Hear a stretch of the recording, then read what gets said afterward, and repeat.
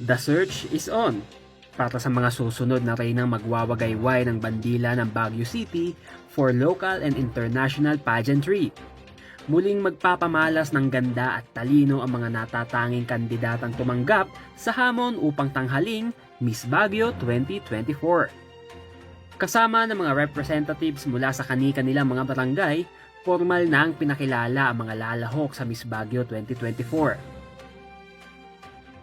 13 barangays will officially proclaim their bets to be the next queens of our city as they formally pin their sashes that will be carried by their representatives as a symbol of pride and honor of community in the search of that new city ambassadress, the Miss Baguio 2024. Ngayong taon, merong 14 hopeful candidates ang Miss Baguio na mula sa 13 barangay ng Baguio City. Mapapansin sa mga kandidata na hindi sila sumali sa patimpalak para irepresenta lamang ang kanilang mga barangay, kundi sungkitin ang titulong Miss Baguio 2024. Nag-iwan naman ng mensahe si Miss Baguio 2023, Jana Lumidaw, para sa mga kalahok.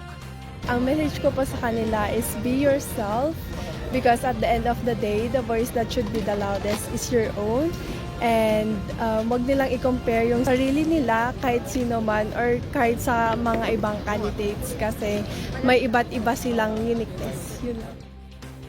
Ang search for Miss Baguio ay nagawa sa bisa ng Ordinance No. 30 Series of 1998 upang ipagdiwang at ikomemora kung sino at ano ang syudad ng Baguio.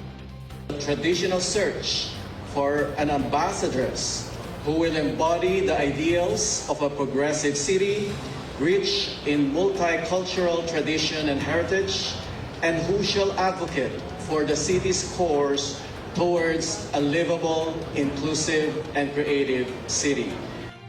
Bagaman may iisang tunguhin ng mga kandidata sa kompetisyon, parating mananaig ang pagkakaibigang nabuo sa kwentong ito. Ngunit sa huli, isa lamang sa 14 na naggagandahang dilag ang makokoronahan ng Miss Baguio 2024. Conan Gulapa para sa PIO, Baguio Balita.